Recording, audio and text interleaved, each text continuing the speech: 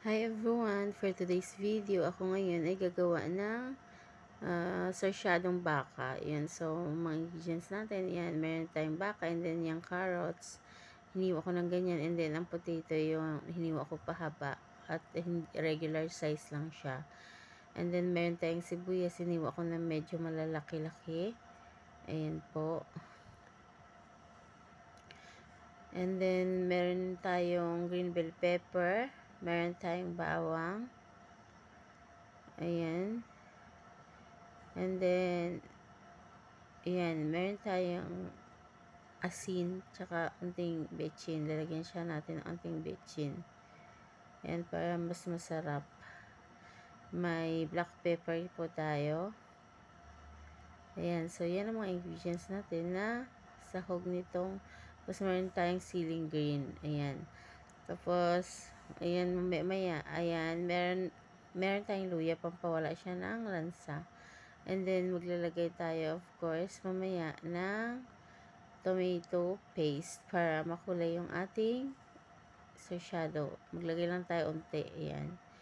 So, yan yung paglutuan natin na kaldero. Kaldero tayo magluluto para, syempre, may sabaw yung ating sarsyado. Unti. Na medyo malapot. Ayan. So, mag-isa tayo as usual. Pag nag-isa po ako, ay inuuna ko talaga yung sibuyas. Ayan, kasi medyo matagal siya mag-brown. Unlike sa bawang. Ayan. So, halo-halo natin. Ang paghihiwa ko ng sibuyas ay medyo malalaki unti. Yan. Hindi yan yung ang hiwa na medyo pino. Ayan. So, then, lagyan na din natin yung ating bawang. As usual, una laging sibuyas kasi nga, yung bawang ay mabilis na siya mag-little brown. And then, yung luya, halos magkasabay-sabay lang po yan. Ayan, tapos i-mix-mix natin. Pag little brown na, ayan. Start na tayo mag-isa ng ating baka.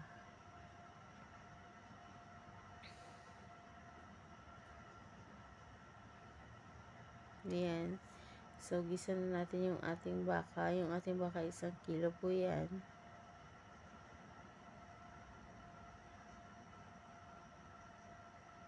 Ayan siya. Dandahan natin ilalagay sa kaldero. Ayan, kasi ako naman kasi pag baka ang niluto, nilaga mo paano, parang type ko lang talaga siya, yung baka na medyo may taba. Puro laman naman po ito. Pero gusto ko talaga yung may mix siya na taba. Ayan. So, ayan. Kasi nasasarapan ako ng taba ng baka. Ewan.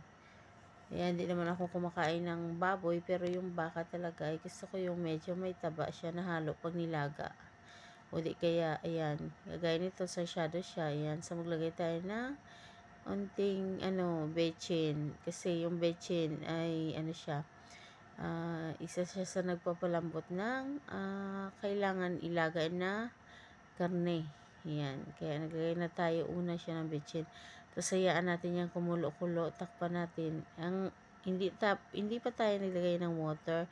Pero yung naghugas tayo ng baka, of course, yan, magpuproduce rin siya kahit wala siyang tubig. Magpuproduce ng water ang ating meat. Kaya ganyan. So, hayaan muna natin. And then, mamaya-maya, pag medyo matuyo siya unti, maglalagay tayo ng water. Yan. Yan. Maglalagay tayo ng maraming water para pampalambot ng ating karne. Habang kumukulo-kulo siya, ay hindi siya matuyuan. Ayan. So, ang ilalagay natin na tubig dyan ay marami. Siguro mga 8 cups. Yan. And then, pag medyo matuyo ulit, ay dadagdagan natin hanggang sa lumambot yung ating karning baka. Ayan. So, mga 8 cups yan. Kasi yung cups na aking ginamit na paglagay ng water ay tig 2 cups po yung laman niya. So, 8 cups. And then, mamaya-maya pagtuyo, magdadagdag tayo ulit ng water dahil nga, yung baka, kailangan natin malaga ng husto. Kaya, nilaga ko to siya mga 1 hour mahigit. Ayan, kasi para malambot na talaga yung ating baka bago ilagay ang ibang ingredients natin sa ating sarsyadong baka. Ayan. So, tuloy lang natin siya na pakuluan hanggang sa lumambot yung ating baka. Kasi, yun. Ayan, naglagay na tayo ng salt. Para manuot na din dyan ang timpla. And then, maglagay tayo ng unting tomato sauce. Yan, bawas na yung tomato sauce. Mga siguro 1/4 ng ano nyan. So, lagay tayo para unting makulay yung ating sarsyadong baka. So, ayan. Ayan, kumukulo-kulo lang yung ating baka dyan. Unting tomato sauce lang ilalagay natin para medyo makulay siya. Na pumula-pula ang sarsyado. Ayan siya.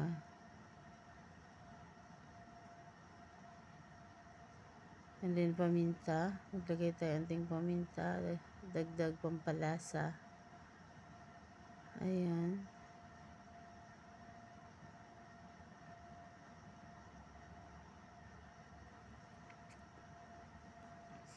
And then yan, naglagay tayo 2 spoon of flour dyan sa measuring cup.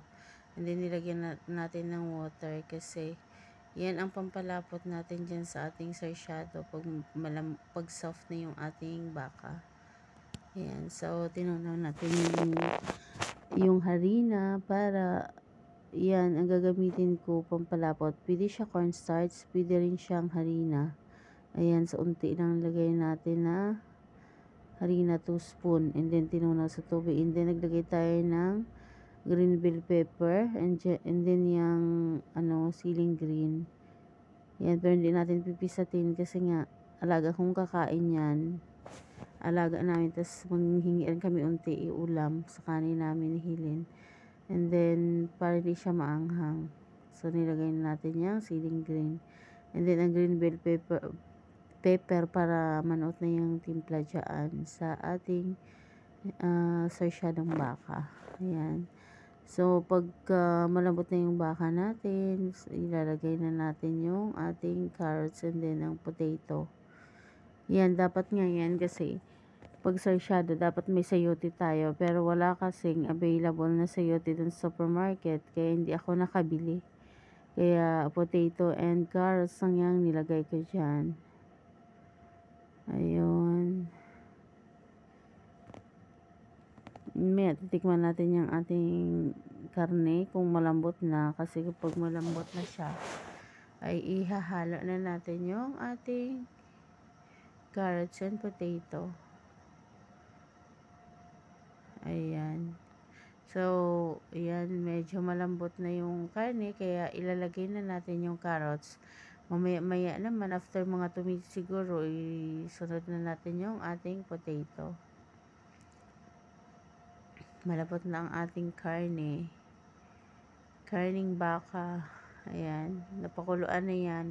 Mahigit 1 oras na po siya pinakuluan. Kaya malambot na. So, pag kinain ng alaga namin, ayan, medyo soft na yung ating baka. Kasi noon, nung elementary ako, lagi ako bumibili ng bumili sa mga kainan doon noon sa palengke. Sa palengke, medyo malapit sa eskwelahan namin, may mga karinderya po doon. Bumibili, ayan, nilagay na natin yung ating potato ng dahan-dahan. Hiniwa ko lang yan regular size na medyo pahaba. Nung noon, bumibili ako lagi doon sa malapit sa palengke sa school namin. Maraming kainan doon na karinderya. Bumibili ako lagi ng sarsyadong baka doon. So, ang sarsyadong baka, pa lang ako noon, elementary, pero nakita ko kasi meron siyang sayote. Kaya naisipan ko magluto ngayon. Hindi ko naman alam paano magluto noon, kaya ginaya ko na lang din doon sa aking natikman na sarsyadong baka, ginaya ko na ang pagluto niya. Kasi nakita ko noon yung, alam niyo yung sabaw niya medyo malapot. So, nilagyan ko siya, nagtuna ako ng harina, or pwede rin siya cornstarch na ilalagay dyan para pampalapot sa ating sarsyado. So, ganyan ang pagkaluto niya.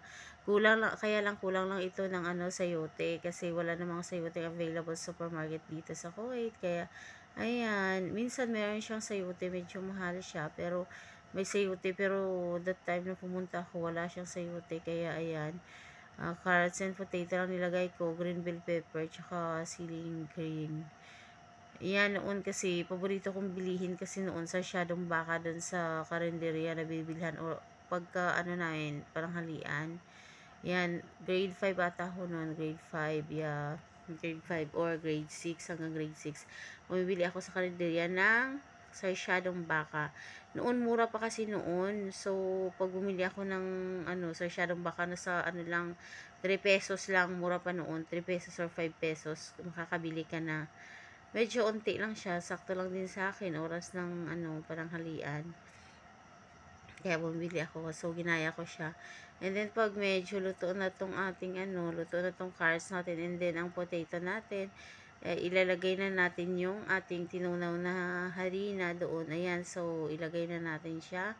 Ayan, pampalapot yan siya dyan sa ating sarsyadong baka. Yan, for today's video guys, ang aking niluto ay sarsyadong baka. Yan, para sa aming alaga. So, ayan, nagustuhan rin to ng mga alaga ko nung niluto ko to. Ayan, siya. Kasi sa kanila, naggawa ay nagluluto sila ng marag. Pero iba yung lasa. Marag. Marag na laham. Yung siguro tupa or whatever, kambing, yan ganyan. Pero beef tong ginawa ko sa kanila. Kaya, ayan. So, nung kumain sila dito ay nagustuhan nila to. Sarsyadong baka po. Ayan, so anyway, sa mga bago sa aking channel, yan, so sana nagustuhan nyo tong aking video for today, recipe for today guys. Sarsyadong baka siya, ayan, so ginawa ko lang to, first time ko ginawa dito yung sarsyadong baka na to, yan, on recipe kasi nga po, nung elementary pa ako, medyo maliit pa ako nun, grade 5 lang ako nun, bata pa, so natikman ko, kaya ginaya ko, pero hindi ko na nakita pagluto, pero tinansya ko lang, syempre may idea ako kasi natikman ko noon, kaya ayan, for today's video guys, ay sarsyadong baka, kaya sa mga bago sa aking channel, please don't forget po to like, comment po, and subscribe sa aking channel. And para updated kayo sa next vlog ko, please hit the notification bell, choose all po, para every time po meron akong upload, ay manonotify po kayo. Sa kada manonotify po kayo, choose all lang po, ayan. Once again, please don't forget to subscribe sa mga bago sa channel ko. Please don't forget to subscribe. Mag-comment lang po kayo para makita ko kaagad. Ayan. So, mega love shoutout to everyone. God bless po sa ating mga channel. And, thank you for watching. Ayan. So, once again, mega love shoutout to all sa manonood ng aking video. Please don't forget to subscribe po. And see you to my next vlog. Maraming salamat po. And see you. God bless.